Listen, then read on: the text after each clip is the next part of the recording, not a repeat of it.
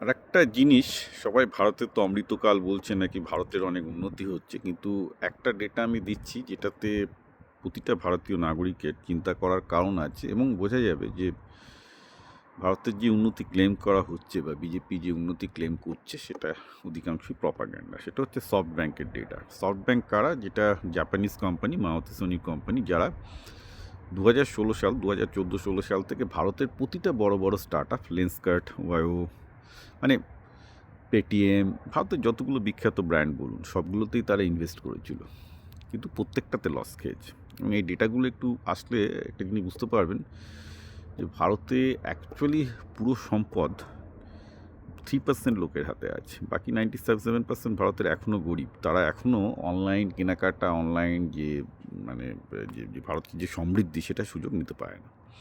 আমি ডেটাগুলো দিচ্ছি। তো মাসাউতি সোনি কী বললেন আজ থেকে 10 বছর আগে এসে বললেন, যবে বিজেপি ক্ষমতায় এসেছিল তখন খুব ছুট চড়ানো হয়েছিল যে এবার ভারত একদম চীনের থেকেও সমৃদ্ধ হয়ে যাবে এবং মাসাউতি সোনি গোটা পৃথিবীর টাকা নিয়ে আসবেন। উনি বললেন উনি 40 বিলিয়নের মতো ইন্ডিয়াতে ইনভেস্ট করবেন, যদিও করেছেন 14 বিলিয়ন, এখন 7 বিলিয়নও তুলতে পারেননি।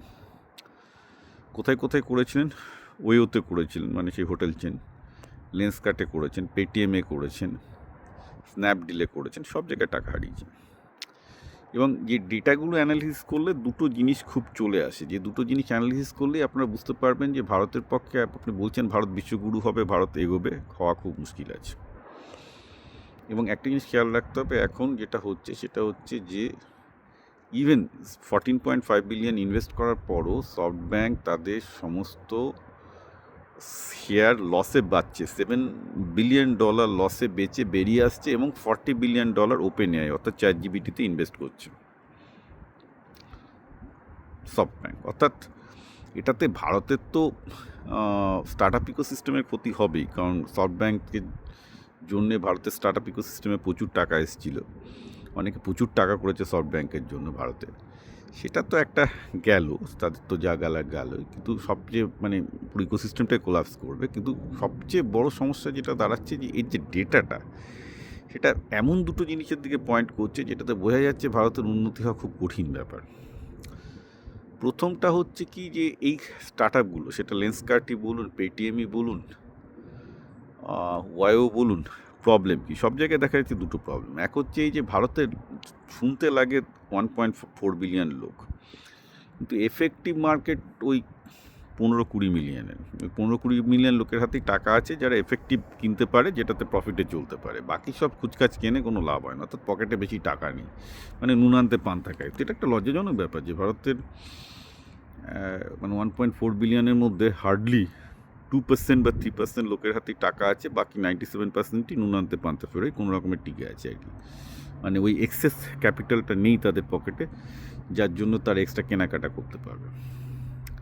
আর সেকেন্ড হচ্ছে যে স্টার্ট আপগুলোর গভর্নেন্স, এর প্রত্যেকটাতেই দেখা গেছে যে যারা ফাউন্ডার তারা সফট ব্যাংকের টাকা নয়ছয় করেছে এবং মারুতি সুজুকি কিছু করতে পারেনি। অর্থাৎ ভারতের মানে যেখানে ভারতের পলিটিশিয়ানরা দুর্নীতিবাজ, সেখানে একটা স্টার্ট আপের ফাউন্ডারদের দুর্নীতি আপনি কী করে আটকাবেন ভারতে, রাইট? তো বিদেশি টাকা যে দেবে, বিদেশি টাকা যে কোনো ফাউন্ডারকে দেবে ভারতের স্টার্ট আপ ফাউন্ডারকে, সে টাকাটা যে ঠিকঠাক খরচ হবে তার তো কোনো গ্যারান্টি নেই। এটা প্রত্যেকটা সফট ব্যাংক ফান্ডেড স্টার্ট আপে দেখা গেছে যে ফাউন্ডাররা টাকা নিয়ে 2 নম্বরই করেছে, মেরে দিয়েছে সোজা কথা, মানে বিভিন্নভাবে টাকাটা ইলিগালি সাইফন করেছে। সো ন্যাচারালি সেটা একটা প্রবলেম, গভর্নেন্সের প্রবলেম। আর থার্ড হচ্ছে যে জুগার স্টাইল, যেমন ওয়াই হচ্ছে ক্লাসিক জিনিস, রেপুটেশন বাদ দিয়ে এক্সপেনশনের পেছনে ছুটতে গেছে, দিয়ে পুরো ডুবে গেছে। ওয়াইওতে পুরো $2 বিলিয়ন ইনভেস্টমেন্ট ছিল, এখন $400 মিলিয়ন না $700 মিলিয়ন তার শেয়ারের ভ্যালু, তো বিশাল $1.3 বিলিয়ন লস করেছে মারুতি সুজুকি। উনি আর ভারতের ওপর বুলিশ না এবং লাস্ট 3 বছরে উনি ভারতে কোনো ইনভেস্ট করবেন না। অর্থাৎ উনি যেটা পরিষ্কার বলে দিচ্ছেন, ভারতের গ্রোথ স্টোরি যেটা আগে ছিল, সবাইকে বিশ্বে সেল করা হচ্ছিল যে ভারত প্রচণ্ড গ্রো করবে, করবে না। এটা বিজেপি যতই ঢাক পেটাক না কেন, নাম্বার এবং এই সফট ব্যাংকের ডেটাই, মানে সফট ব্যাংকের ফেলিওরই বলে দিচ্ছে ভারতে টোটাল মানুষকে বুলশিট খাওয়ানো হচ্ছে। মেন সমস্যা ভারতের যেটা হয়েছে সেটা হচ্ছে, এবং আমি বারবার করে বলছি, দুটো জিনিসের প্রতি গুরুত্ব দেওয়া হয়নি। বিজেপি যতই ঢেঁড়া পেটাক না কেন, হিন্দুত্ববাদী ঢেঁড়া পেটাক আর আছে দিনের ঢেঁড়া পেটাক, মেন সমস্যা হচ্ছে ভারতে এডুকেশন সিস্টেমের ওপর গুরুত্ব দেওয়া হয়নি। এডুকেশন সিস্টেমের ওপর গুরুত্ব না দিলে মিডল ক্লাস বেরোবে না, এটা হচ্ছে নাম্বার ওয়ান। ইনফ্রাস্ট্রাকচারের ওপর গুরুত্ব দিয়েছে, দরকার ছিল, ঠিক করেছে, সেটা বিজেপি ভালো করেছে। কিন্তু ইনফ্রাস্ট্রাকচার দিয়ে তো আসবে না, আজকের দিনে এডুকেটেড লোক চাই। তো ভারতের এডুকেশন সিস্টেম ভীষণ অ্যাভারেজ, এবং এখানে অ্যাভারেজ মেধার লোক ছাড়া অধিকাংশ পাওয়া যায় না। এক্সেপশনাল মেধার অল্প কয়েকজন আছে, তাদের নিয়ে টানাটানি, তাও তারা দেশে থাকে না, বিদেশে চলে যায়, এই তো গল্প। তো আর সেকেন্ড হচ্ছে যে করাপশান, অর্থাৎ গভর্নেন্স এবং করাপশান এবং কোর্ট সিস্টেম কোনোটাই ঠিক নয়। সো ন্যাচারালি মানে সবাই এত টাকা হারিয়েছে আর কি স্টার্ট আপে ইনভেস্ট করে, বিশেষ করে যারা এই এরকম, এবং ফাউন্ডারদের আইনি জটিলতায় আইনের দিক থেকে পথে আনতে পারেনি। অর্থাৎ একদিকে গ্রোথের প্রবলেম আছে, মার্কেটের প্রবলেম আছে, অন্যদিকে লিগাল সিস্টেমের প্রবলেম আছে, দুর্নীতির প্রবলেম আছে। দুটো কারণেই কিন্তু দেখা যাচ্ছে যে এটা পসিবল হয়নি। এবং সফট ব্যাংকের ভারতের এই ফেলিওর, এটা কিন্তু একটা সিরিয়াস জিনিস, কারণ এটাতে প্রমাণ করে দিচ্ছে যে যে ভারতের গ্রোথ স্টোরি বলে যেটাকে চালানো হচ্ছে, সেটার মধ্যে কত পার্সেন্ট জল আছে বলা খুব মুশকিল। জিডিপি হয়তো বাড়ছে, কারণ ভারতে এখনও দারিদ্র আছে, পোটেনশিয়ালি মানে লোকজন কিছু করছে, হয়তো সেটা চলবে। কিন্তু ফ্যাক্ট ইজ যে গ্রোথটা, সেই গ্রোথটা থেকে যে টাকাটা আসছে সেটা ওই 2-3% লোকের হাতে জমা হচ্ছে। বাকি ভারতের 97% লোক কিন্তু কিছু পাচ্ছে না। মানে এটা ভেরি ক্লিয়ার ফ্রম এই সফট ব্যাঙ্কের ফেলিওর থেকে। যেটা কিন্তু সফট ব্যাঙ্ক কিন্তু সাকসেস হয়েছিল চায়নাতে। চায়নাতে কী হয়েছে, চায়নাতে মিডল ক্লাস ভীষণভাবে এক্সপ্যান্ড করেছে, রাইট? চায়নায় অ্যাটলিস্ট গভর্নমেন্টের সিস্টেমের জন্য মিডল ক্লাস, গভর্নমেন্টের সিস্টেম হচ্ছে মিডল ক্লাসকে এম্পাওয়ার করা, কারণ সেখানে তাদেরকে education free, public education, strong public education. ভারতে স্ট্রং পাবলিক এডুকেশন ছিল, কিন্তু আপনি তো দেখতেই পাচ্ছেন সব প্রাইভেট স্কুলে যেতে বাধ্য হচ্ছে। তো সেটা একটু মেরে ফেলা হলো, রাইট? তো স্ট্রং পাবলিক এডুকেশন ছাড়া মিডল ক্লাস তৈরি হয় না। মিডল ক্লাস তৈরি করার একটাই উপায় আছে, স্ট্রং পাবলিক এডুকেশন এবং strong public funding for business and other staff.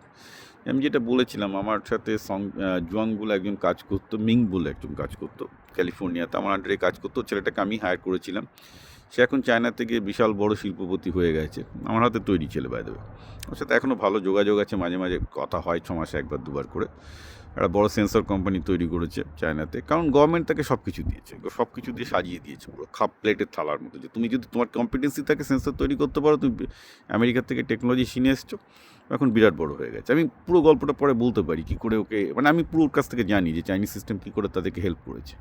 তো ভারতে তো সেরকম ইনস্টিটিউশনাল হেল্প নেই স্টার্ট আপ ফাউন্ডারদের পেছনে। আমি ভারতে প্রচুর স্টার্ট আপ ফাউন্ডারকে জানি, প্রচুর ভালো ভালো আইডিয়া আছে, ভালো কাজ করতে চাইছে, কিন্তু কোথায় গভর্নমেন্ট ফান্ডিং নেই।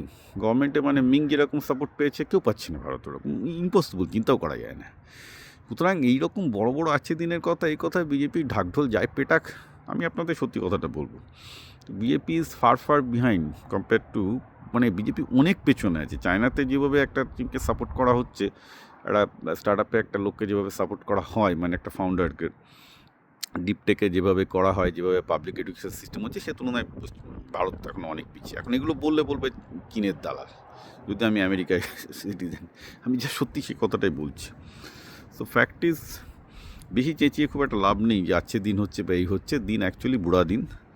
আর ভারতীয় সরকারকে আরও চিন্তা করতে হবে। যদি এটাও মানবো যে কংগ্রেস এটুকুও ভাবছিল না, বিজেপি তাও কিছু ভেবেছিল, কিন্তু ভেবে ঢাক পিটিয়েছে বেশি, কাজ করেছে কম। কংগ্রেস ঢাকও পেটায়নি, কাজও করেনি।